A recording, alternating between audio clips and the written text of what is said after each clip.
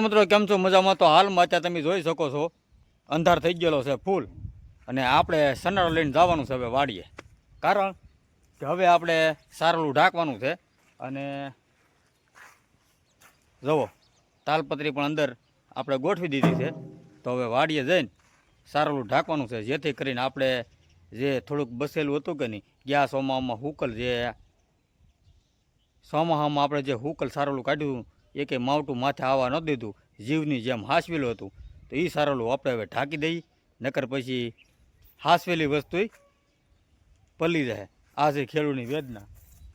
અત્યારે ખેડૂતો રાત દિવસ મહેનત કરે, અને અત્યારે તો ઝાઝો ભાગ ખેડૂતોનો છે ને માલ ઢોરની વધારે પીડી હોય. કારણ કે અત્યારે ઝાઝો ભાગ ખેડૂતો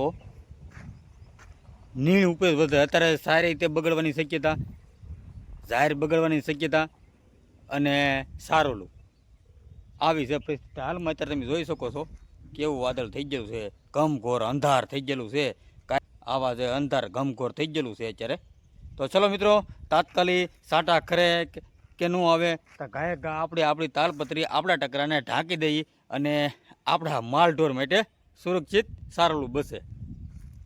હેલો મિત્રો, તો પહોંચી ગયા છે અમે વાડીએ, અને સાઈડનો ફેરો પણ અમે ભરી આવ્યા છીએ. અને જોઈ શકો છો અત્યારે મારા પપ્પા છે ઉપર જે કાગળ ઢાંકેલો છે ને, એને જે આપણે આસા જે પૂળા મેકેલા હતા ને એ બધાય ખોલે છે. અને આપણે એ સાઈડના પૂળા બધા લઈ લેવાના છે.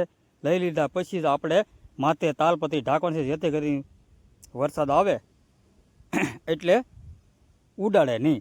તો તમને અમારો વિડીયો કેવો ગમે ને? અત્યારે તો આ ખેડૂતની બધી વેદના છે બધી આ, અને ખેડૂતને જ આ બધું ભોગવવાનું છે. કારણ કે અત્યારે ગયા સિઝનમાં આપણે અત્યારે હાલમાં સિંગમાં ડુંગળીમાં એકેય વસ્તુમાં નથી પડ્યો. હવે બસેલું છે આપણું સારોલું. જોઈ શકો છો એટલે કેવા વાદળ ઘમઘોર થઈ ગયેલા છે, અને આ જોઈને ખેડૂતનો જીવ હાલે કોઈ દિવસ ન હાલે. ગમે એટલી મહેનત કરીને વાદળા થાય ને એટલે ખેડૂતનું તો પહેલાં નીરવનું હાંસવવો પડે હો. કારણ કે 5-6 ડોબા બાંધેલા હોય એટલે નીરવ તો પહેલાં જોવે. તો આપણે તાલપત્રી એકદમ કમ્પ્લીટ ઢાંકી દીધેલું છે ને. હવે જે આપણે સાઈડના પૂળા લાવેલા છે ને ખેડૂત મિત્રો, એ બધું ઢાંકવાનું કામકાજ શરૂ છે.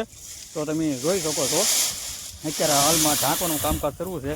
અને અત્યારે તો હા આપણી પાસે સગવડ છે તે એટલે આપણે વ્યવસ્થિત ઢાંકીએ છીએ. જે ખેડૂત પાસે સગવડ ન હોય તો એ ખેડૂતની કેવી વેદનાને, ખેડૂતને જે અમુક જે વિસ્તારમાં માવઠા પડેલા છે એના જે સારોલા, ઝાડ, બાજરી એવું અલગ અલગ વસ્તુ જો બગડી ગયું હોય ત્યારે એ ખેડૂતને કેવી વેદના હશે. આ તો તમને ખેડૂત મિત્ર મારો વિડીયો ગમે ને તો શેર કરજો, લાઇક કરજો અને કમેન્ટ કરજો ને.